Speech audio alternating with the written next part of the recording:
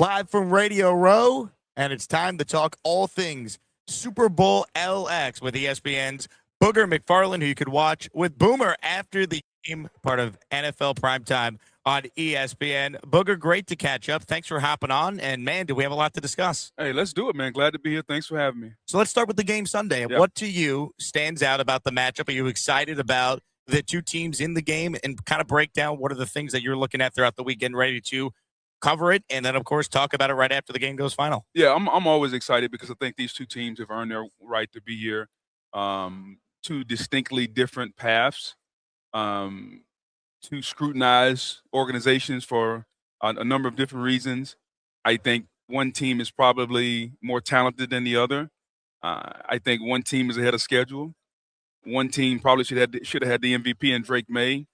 But I think both coaches are two of the better coaches in our league. And I think this is going to be a game of chess kind of more than checkers. And I mean that in this way. In a game of checkers, like, we kind of know, like, how it's going to play out because two teams are probably equally matched. You know where one team is super strong, one team is super weak. I think this is going to be a game of chess because of the coaches, because I think there's going to be a lot of strategy involved on New England's side. How do I get my team, who's an underdog, to play at a higher level? How can I get this game to be played a certain way if you're Mike Vrabel so I can have the opportunity to win the game? I think that's going to be like the nuanced part of this game. Whereas like when Seattle and LA played, like, you knew it was just going to be two juggernauts going back and forth. It was Stafford, it was Donald, like these two teams. It was one of the better games of the season. I don't think this game is going to be like that. Booger McFarland, of course, with ESPN, is with us here on New York Game Day. Super Bowl Sunday, Jake Asman, Mike Tannenbaum with you right here on ESPN New York. What do you think it says about the NFL that all the talk is about? You got to have the offensive-minded coach, and here we are in the Super Bowl, Booger, and you got two defensive guys that are the head coaches for these squads. I think it just says you got to have the best football coaches. You know, we make a lot about storylines because selfishly we're about offense. We want points to be scored, so you got to get the best offensive mind because you need the best quarterback, and your quarterback needs to be developed. And the only people that can develop quarterbacks are offensive coaches. I disagree with that. Like, I played for Tony Dungy. We won a Super Bowl. I played for John Gruden. We won a Super Bowl. It's really not a lot of difference in the two when it comes to strategically understanding how to get a team ready to play and doing what's best for the team. Both men did that. Yeah, one's a defensive guy, one's an offensive guy, but I think the best leader of men is what you always need. And, you know, too much is made out of the whole offensive and defensive thing. I think you need the guy that can do it the best. And I think when you look at Mike Macdonald, young, innovative, defensive coordinator in Baltimore. You look at Mike Vrabel, he's never been a coordinator. He's a defensive guy, though, played the game, loves to coach the game, coaches all positions. It just goes to show you can do it in a number of different ways. And, oh, by the way, who says that a defensive guy can't get a really good offensive coordinator because he has a second-year quarterback that I would think most people would say that Drake's developing? I think he should have won the MVP. And, I think this is good for football. With that being said, it's not going to change anything. Everybody's still going to try to get the offensive guy. And look at what they're going to do in Las Vegas with the assumed hiring of Clint Kubiak. Look at Mike LaFleur in Arizona. Like, these are offensive guys. That's what everybody's going towards. When you look at the matchup, Booger, what's the X factor for each side? You look at the line right now as we sit down and record this conversation. It's around 4.5, 5 in some spots. Yeah. So Seattle's been the clear favorite since the betting lines opened up. Yeah. Where is the edge for New England? How can they take advantage of something Seattle does and vice versa? Where is Seattle able to go out there and exploit something New England does? So I think if you're Seattle, you want this game to be explosive. Like, you need Jackson Smith-Njigba. You need Cooper Kupp. You want Kenneth Walker. Like, you want your weapons in space doing these different things. You want to turn that defense loose because I think Seattle's defense has been dominant. Byron Murphy, Leonard Williams, those guys up front, DeMarcus Lawrence. Like, you want this game to be a star-studded show. If you're New England, you want to muck it up. Like, that's kind of what you want to do. Like, you want this game to be a couple turnovers on each side. You want it mucked up a little bit. Drake May's got to play well. I think, the way I always look at football, and at the end of the day, you and your listeners can look at it this way. Which team has multiple ways they can win? Seattle could win with Donald having a big day. Seattle's defense could be dominant. Jackson Smith and Jigba could go off. I think we've seen Seattle's defensive line dominate. Let's look at the ways New England can win. Drake May having a big day. Not many other ways I don't think they can win. Like, is their defense going to shut them? I can't see that.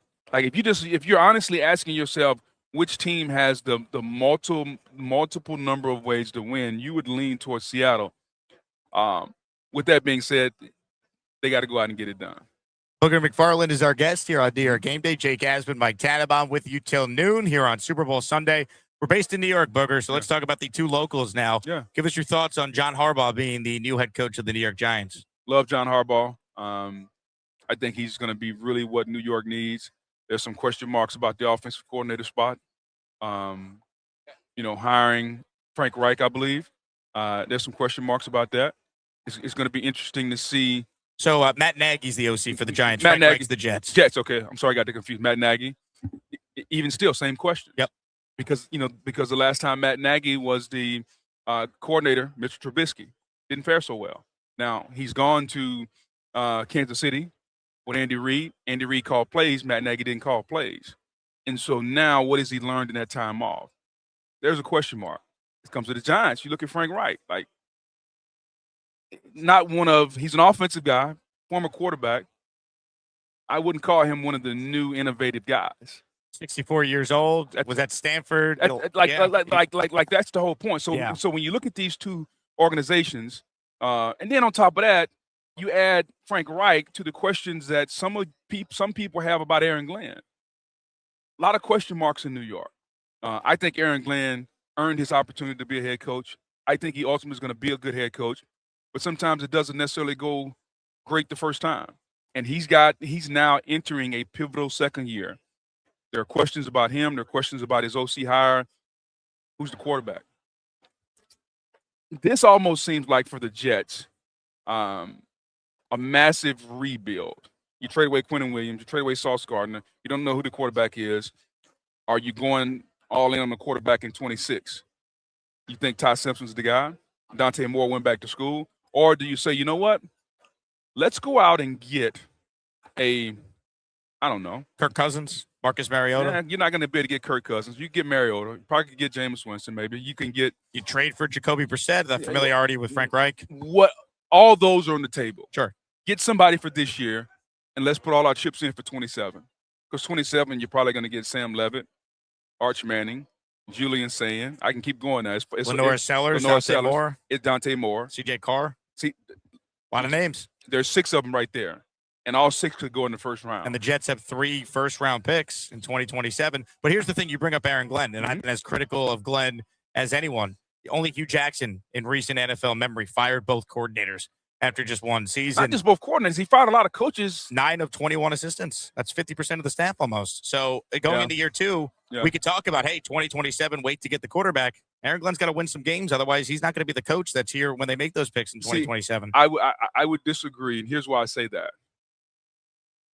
You don't punt on year 1 by trading away Sauce and trading away Quentin Williams, I don't think, without the authority to know that, hey, let's go in rebuild mode. I'm going to give you time. Like, I think they had to have the conversation. If we're trading away, to your point, you want me to win, but we're trading away Sauce and Quentin. The best part of our team is the defense. So when they made that trade, in my mind, it simply said, Aaron is a part of the rebuild. But they started 0-7, which is why they made those trades in the first place. But even still starting 0-7, you don't make your team worse. So even starting 0-7, they then traded away. Sure.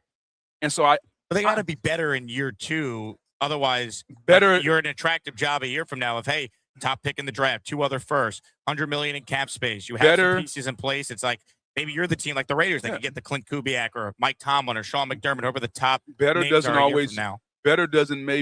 may not be displayed in the record.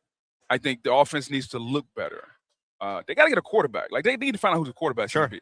And they have to find somebody. But if it were me, and most people are not going to have this long-term look, I'd punt on 26. Jets fans don't want to hear it. I'd punt on 26. I'd go to 27. I'd be in line and do everything I could to get Arch or Dante. If you don't get Arch, get Dante. If you don't get Dante, get Lenore Sellers. Those guys are probably going to be the creme de la creme. Get your quarterback in 27. Yeah, 26 and 27 may not go the way you want to, but you got to have a macro look at this and stop trying to, man, we were 7-10 this year. Okay, you were 7-10 this year. Who's the quarterback? Is that guy your long-term answer? So all you really did was spin your wheels. So if you're, to your point, since you talked to all these Jets fans, do you want to be 7-10 and say, yeah, we drafted X and drafted this and we have whoever at quarterback, but is that guy going to be here in 5 years? Probably not. Or would you rather say, you know what? Yep, we were 3-14, but we have the number 1 pick in the draft, and we have our pick of Arch, Lenoris, Sam Levitt, CJ Carr. We have our pick. So now we're guaranteed, based on our evaluation, to get our franchise quarterback for the next 5 years. I'd rather be in that position than 7-10 with Jacoby Brissett. Booger McFarland is our guest here on New York Game Day. You're an LSU guy, so I'd be remiss if I didn't ask you about Garrett Nussmeier, who I watched in person down in Mobile last week at the Senior Bowl. You know, he was a guy a year ago we thought, hey, could he be top 10 pick in the draft? Didn't go well, of course, his last year at LSU with everything that went down there. What are your thoughts on him as a prospect? Maybe not in the first round, but the Jets do have 2 second-round picks. Could they take a chance on a guy like Garrett Nussmeier on day 2? No question. I think taking a quarterback on day 2, I think if I'm the Jets, I sign a free agent, take a quarterback on day 2, because the guy you taking as a quarterback on day 2 probably not projected to be your long-term guy, but you may hit a diamond in the rough. Like a Tyler Shuck with the Saints this past year. No question. Or go back when Dak Prescott was drafted in the second, was it the 4th round or second? 4th round pick. 4th round. So, like, you never know what it may turn into. Give yourself multiple bites at the apple, to your point. I like Garrett. Garrett was hurt most of the season. Garrett is the best anticipatory thrower in the draft this year. And when you look at the quarterback position, what are the attributes you have to have? You got to be able to be accurate, and you better be able to throw it before the guy's open. He can do that. Now, you look at his size, he's 6 foot, he's 215, 220 pounds, whatever the number he is. However, I'd rather have a guy who, it's really simple. When you see the best quarterbacks in the league, and all these great analysts do these slow-mo videos, the ball is gone before the receiver ever turns around. If you look at some of the quarterbacks that have struggled, Justin Fields, Anthony Richardson, they don't throw the ball till the receiver turns around. And that's the difference. Garrett Nussmeier has already mastered that at the collegiate level. So he has a chance to be very successful. Now, there's some other things that play into that. But if he's healthy, man, like nobody throws it with as much anticipation as anyone. Let's get you out of here with this. Give us a prediction for the game. By the time people hear this conversation, be a few hours away. Your thoughts, Pats, Seahawks, Super Bowl LX, who you got? Yeah, I'm going to take Seattle. Like, Vegas doesn't build all those pretty buildings by betting on the underdog. Patriots are the underdog. I got the utmost respect for Mike Vrabel. I'm going to bet on the better team, more talented team.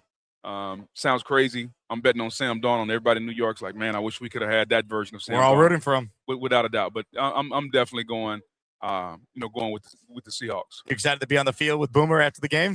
It's always fun, man, just because it's cool. Like, Boomer's been doing this, 30, 40 years. It's really cool to see the relationships that he's cultivated, the people that come up and talk to us and give us some of their time. So it's a really neat experience. Booger, really appreciate you hopping on. Anytime, bud. Booger McFarland from ESPN, back with more right after this here on New York Game Day.